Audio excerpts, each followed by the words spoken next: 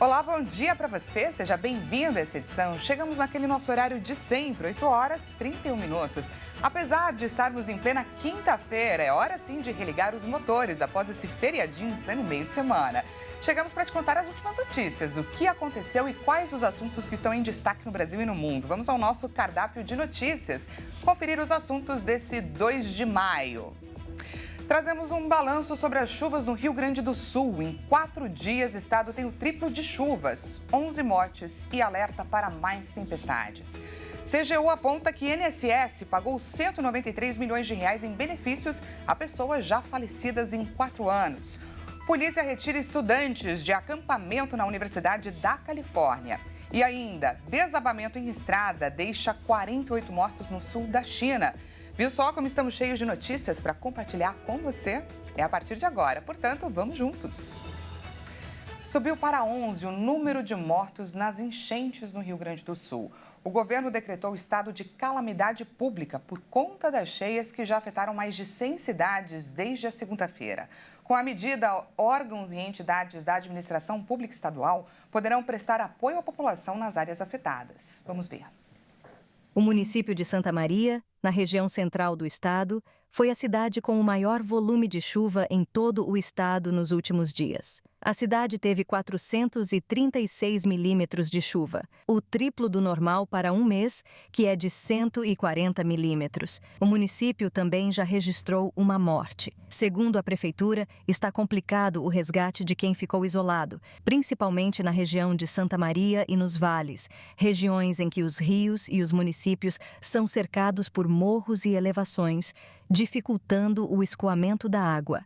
Além da chuva, que persiste, o alto volume dos rios dificulta o deslocamento das equipes de busca. Um levantamento feito por um serviço meteorológico internacional, com base em mais de 6.000 estações em vários países, colocou Santa Maria, Bento Gonçalves e Soledade como as cidades que mais registraram chuva no mundo nos últimos dias. A Defesa Civil informou que os temporais que atingem a região desde segunda-feira deixaram 11 mortos, 21 desaparecidos e 11 feridos. O último boletim informou que 4.400 pessoas precisaram deixar suas casas. São mais de 1.000 pessoas em abrigos e 3.400 desalojadas.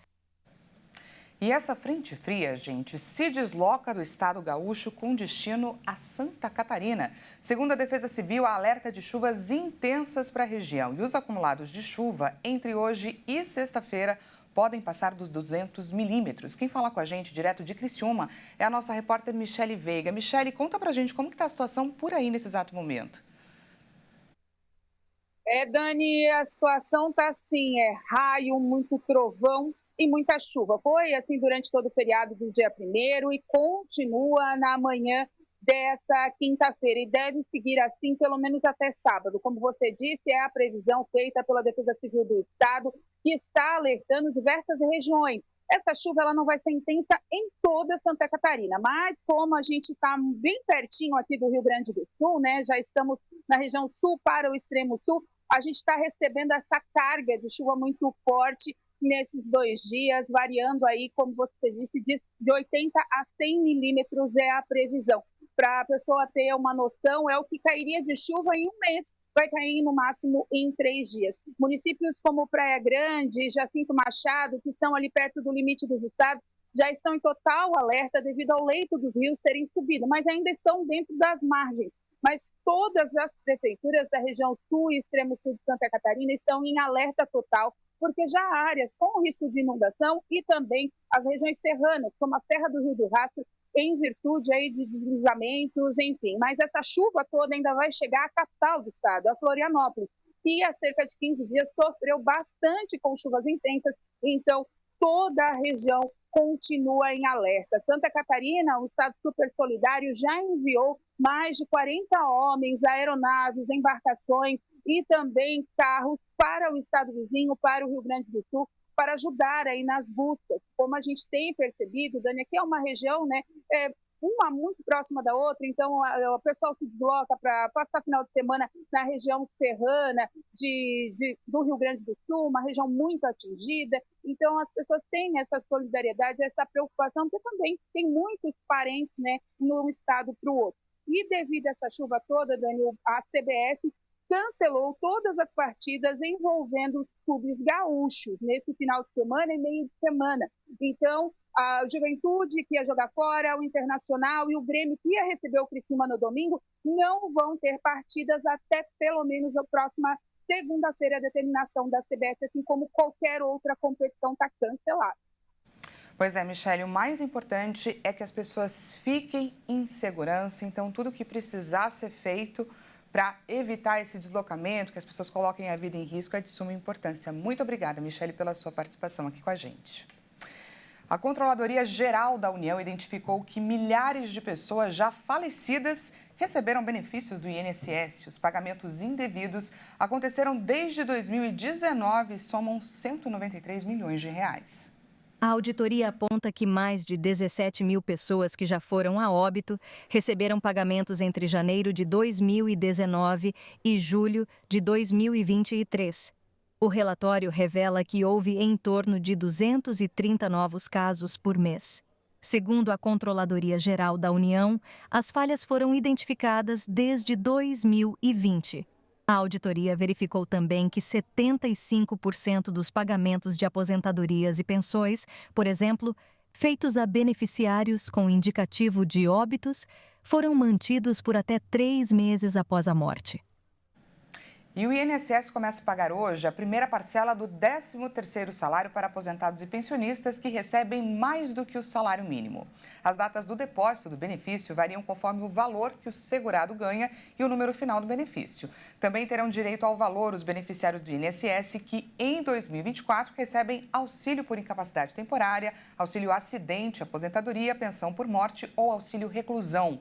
Os pagamentos seguem até o dia 8 deste mês. O depósito da segunda parte do abono começa no dia 3 de junho e segue até o dia 7. E olha só, a segunda data mais lucrativa para os comerciantes está chegando, gente. Nesse ano, o Dia das Mães cai no dia 12 de maio. De acordo com a Confederação Nacional dos Dirigentes Lojistas, 78% dos consumidores do Brasil pretendem sim presentear nessa data. Roupas, calçados, perfumes, cosméticos e chocolates. São inúmeras opções para presentear aquela que tanto fez e faz por você. O Dia das Mães deve movimentar mais de 40 bilhões de reais no varejo este ano. O volume de vendas deve ser 3,5% maior que no ano passado.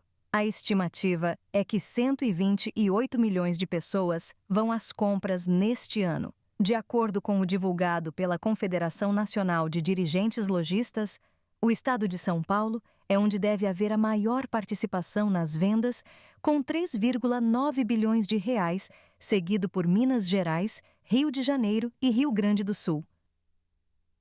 Uma das maiores agências de classificação de riscos do mundo revisou para cima a perspectiva da nota de crédito do Brasil. Enquanto isso, nos Estados Unidos, os juros continuam altos. O Banco Central americano manteve inalteradas as taxas na maior economia do mundo.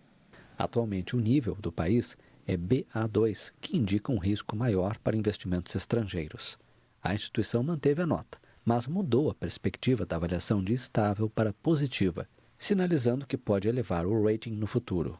De acordo com o Tesouro Nacional, essa decisão é a primeira movimentação da Moody's desde 2018, quando houve a mudança de perspectiva de negativa para estável e reforça a melhoria na trajetória da nota de crédito verificada desde 2023. Também nesta quarta-feira, só que nos Estados Unidos, o Federal Reserve, como é chamado o Banco Central americano, manteve mais uma vez os juros na faixa entre 5,25% e 5,50%. Esse é o maior nível em mais de 2 décadas. O presidente do Banco Central, Jerome Powell, tranquilizou o mercado financeiro ao descartar a possibilidade de um aumento nas taxas. Embora Powell tenha afirmado que será preciso mais tempo do que o esperado para acreditar em uma queda da inflação nos Estados Unidos, garantiu que é improvável que haja um novo aumento dos juros.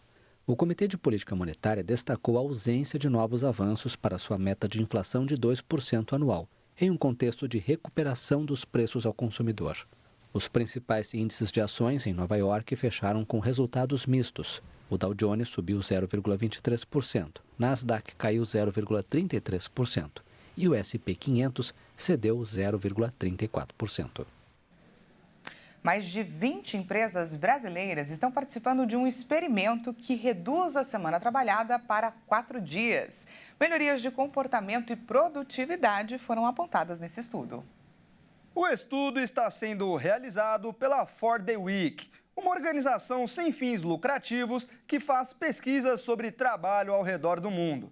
Esse projeto começou em janeiro deste ano e os primeiros resultados mostram que algumas melhorias foram registradas dentro e fora do ambiente de trabalho com um dia a menos na semana, segundo um balanço divulgado pelos responsáveis pelo projeto. Vamos conferir. 61% das empresas registraram um avanço na execução de projetos. 58% mostram mais criatividade na realização das atividades. Além disso, 58% dos funcionários afirmaram ter mais facilidade para conciliar a vida pessoal e profissional. E 65% das pessoas afirmaram não se sentir cansados ao final do expediente. E a previsão é que a pesquisa seja encerrada em junho deste ano. Até lá, a organização realizará mais 2 testes para mostrar o desempenho e os resultados alcançados nesse sistema de trabalho. E lembrando que essa redução dos dias trabalhados não interfere no salário. Nós ouvimos também a opinião de alguns profissionais. Eu sou a favor da jornada semanal de 4 dias de trabalho. Por quê? Devido à pandemia, nós conseguimos ver que os trabalhadores tiveram muita dificuldade em lidar com o trabalho e com suas famílias, perdendo milhares de vidas e sofrendo muitas vezes com a ausência de uma qualidade melhor dentro dos seus empregos. Eu, como professora, acho que é, sim, sem dúvida, um ganho importante, não só na produtividade, mas no relacionamento profissional, no relacionamento pessoal, em como a gente consegue organizar a nossa semana. Eu, como trabalho na área do comércio, no meu caso, sou contra essa redução da jornada de trabalho, porque no meu setor não fica inviável o trabalhador comparecer ao trabalho apenas 4 dias na semana. A minha grande questão é a lei de Pareto, né? Sendo que 80% do tempo as pessoas não são produtivas e elas acabam gastando 20% do tempo para fazer tudo que elas têm para fazer no trabalho. Sendo assim, eu fico com medo de cair performance no trabalho e a produtividade das empresas cair drasticamente. As dúvidas são muitas e por isso a importância dos estudos. Veja a seguir, polícia retira estudantes de acampamento nas universidades da Califórnia. E ainda, desabamento em estrada deixa 48 mortos no sul da China. A gente volta já já, não perca!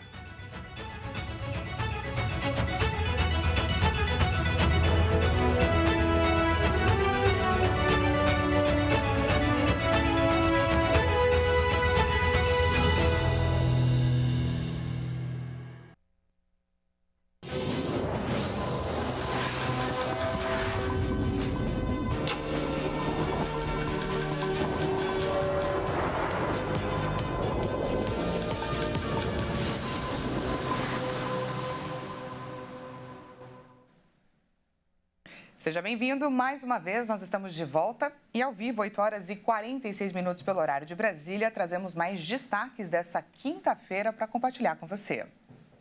A onda de protestos pró-Palestina nas universidades dos Estados Unidos não para de crescer. Há pouco, em Los Angeles, em um campus da Universidade da Califórnia, a polícia lançou tiros de bala de borracha e gás lacrimogênio para conter os estudantes. Vamos ver. A polícia da Califórnia, nos Estados Unidos, começou há pouco a retirar os manifestantes acampados no campus da Universidade da Califórnia, em Los Angeles.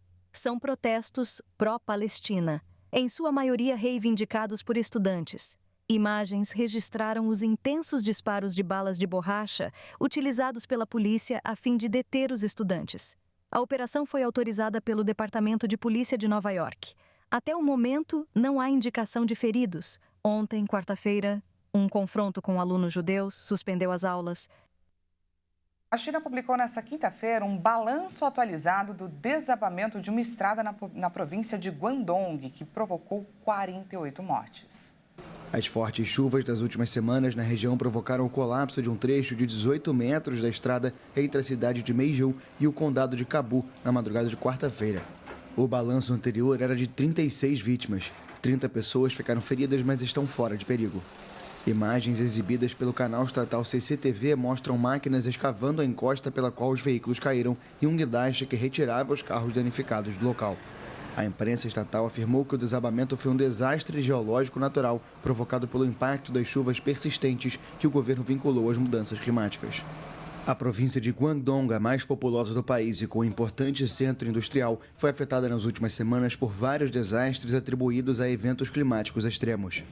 As chuvas intensas devem prosseguir até domingo no sul da China. O presidente da Colômbia anunciou que vai romper as relações diplomáticas com Israel por causa da guerra em Gaza. Petro chamou o primeiro-ministro israelense Benjamin Netanyahu de genocida.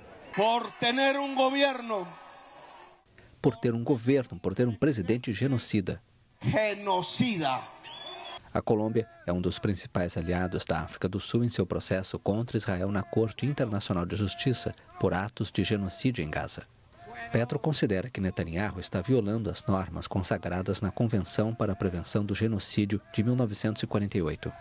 O chanceler israelense Israel Katz se manifestou sobre o anúncio da ruptura das relações. Na rede social X, acusou Gustavo Petro de recompensar o que chamou de assassinos do Hamas pela decisão. E agora a gente fala sobre o conflito no leste europeu. 5 pessoas, incluindo um pai e uma filha, foram mortas nesta quarta-feira e 12 ficaram feridas em vários bombardeios russos que atingiram regiões ucranianas de Kharkiv e Donetsk. De acordo com o governo da região de Kharkiv, 2 civis foram mortos dentro de um veículo após um ataque de bomba guiada na cidade de Zolochiv. Autoridades informaram que as vítimas são uma mulher de 38 anos e seu pai. Entre os 6 feridos registrados está um menino de 11 anos. Mais tarde, o governo regional informou a morte de uma mulher de 67 anos que ficou ferida em bombardeios na cidade de Leliukovka. Kharkiv, região ucraniana que faz fronteira com a Rússia, foi invadida durante vários meses após o início da ofensiva das tropas de Moscou em fevereiro de 2022 e é frequentemente atacada com mísseis, fogo de artilharia e projéteis. Na frente leste, autoridades locais relataram 2 mortos e 6 feridos em bombardeios contra a cidade de Girnik, a cerca de 15 quilômetros da linha de frente na região de Donetsk. O Brasil lembrou neste 1º de maio os 30 anos da trágica morte de um dos maiores pilotos da história do automobilismo, Ayrton Senna. Tricampeão da Fórmula 1 e considerado o melhor piloto brasileiro da história, Senna morreu aos 34 anos em 1º de maio de 1994, no circuito de Imola, na Itália, após perder o controle de seu Williams e bater contra um muro de concreto. Centenas de pessoas foram ao cemitério Parque Morumbi, em São Paulo, onde Senna foi sepultado, e depositaram flores, fotos e bandeiras brasileiras em seu túmulo. Faz 15 anos que eu estou aqui, que eu venho aqui. Todo ano, dia 1º de maio, eu uso esse capacete, só dia 1º de maio. E, ele era fora do comum, eu não tenho nem o que dizer, sabe? Sinto muita falta dele. Na verdade, como minha mulher fala, né? Que você gosta de mim, mas amar você é o Ayrton Senna. E todo dia 1º de maio eu procuro sempre estar aqui presente para rever os amigos, recordar os bons momentos que passamos sempre juntos na telinha aos domingos com o Senna. Além das lembranças que seus fãs guardam como piloto, a boa imagem de Senna no Brasil continua muito viva graças ao trabalho realizado pelo Instituto Ayrton Senna. O brasileiro era conhecido por seu ativismo social e por defender a importância da educação e do combate à pobreza no país.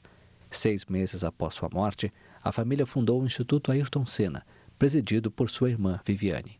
Em 2004, foi reconhecido com o título de Cátedra em Educação para o Desenvolvimento Humano pela Unesco, algo inédito para uma ONG até então. E faltam 84 dias para o maior evento esportivo do mundo e a gente te conta como estão os preparativos.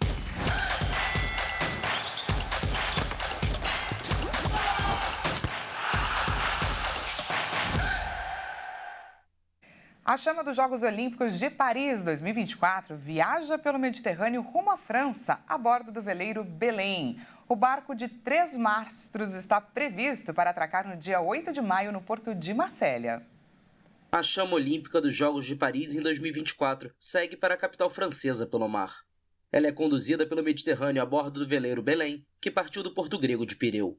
O barco de 3 mastros do século XIX está previsto para atracar no dia 8 de maio no porto de Marselha. É na cidade do sul da França que terá início o percurso da chama olímpica por vários pontos do país, até a abertura da competição no dia 26 de julho. É interessante que seja parte da vida a bordo, que os jovens possam ver e os tripulantes também. Não devemos apenas mantê-la em uma sala fechada. O objetivo é manter a chama viva junto à tripulação. A passagem da tocha olímpica na França incluirá territórios ultramarinos, como a Guiana Francesa na América do Sul, Guadalupe e Martinica nas Antilhas e a Polinésia Francesa no Pacífico Sul.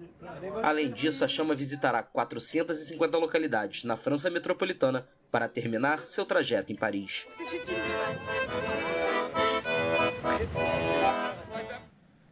E hoje o nosso passeio pelo mundo nos leva até o México, ou melhor, Estados Unidos Mexicanos. Você sabia que o país tinha esse nome? Pois é. Vamos juntos conhecer um pouco mais sobre a cultura dessa região tão linda desse nosso mundão. O México é um país localizado na parte norte de uma pequena faixa de terra que se estende para o sul dos Estados Unidos e conecta a América do Sul e a América do Norte. A área total do país é de mais de 1.900.000 quilômetros quadrados, com uma mistura colorida de culturas espanhol, indiana e do Caribe, com muita música e praias paradisíacas. Os pratos mexicanos estão entre uma das poucas cozinhas consideradas patrimônio imaterial da humanidade pela Unesco. Com comidas como a guacamole e as quesadilhas, é possível mergulhar na história e cultura desse país tão lindo e animado. Já que estamos falando do México, vamos usar a tecnologia para espiar como está essa quinta-feira por algum cantinho por lá? Do Brasil, gente, vamos direto para Cancún, uma das mais famosas cidades do México, que eu nem preciso dizer que é um grande ponto turístico, não é verdade? E vamos lá, gente, nada representa mais Cancún do que as belas praias de um resort chique, não é mesmo? Uma areia branquíssima, palmeiras e muita gente aproveitando, olha só. Pela escuridão dessa imagem, eu digo que o amanhecer está chegando ainda por lá. Enquanto aqui, gente, são 8 horas e 55 minutinhos. Por lá, os relógios marcam 6 horas e 55 minutinhos. E isso parece nem ser um problema para esse pessoal que está aí aproveitando a piscina. Deve ser pela temperatura, afinal, os termômetros estão marcando agora 25 graus e eu reforço, são quase 7 horas da manhã por lá. Esses termômetros eles devem subir, a máxima prevista por lá deve chegar aos 31 graus. Confesso que eu aqui, com os nossos 25 graus que faz aqui em São Paulo, estaria desse mesmo jeitinho se eu pudesse, aproveitando, é claro, uma piscininha. Bom, gente, o nosso jornal fica por aqui. Convido vocês a continuarem ligadinhos aqui na nossa programação, porque às 10 horas, Juliana Dariva chega com mais notícias para você e eu retorno, é claro, à 1 da tarde com o balanço das notícias dessa quinta-feira. Portanto, encontro marcado, certo? Não perca, até lá.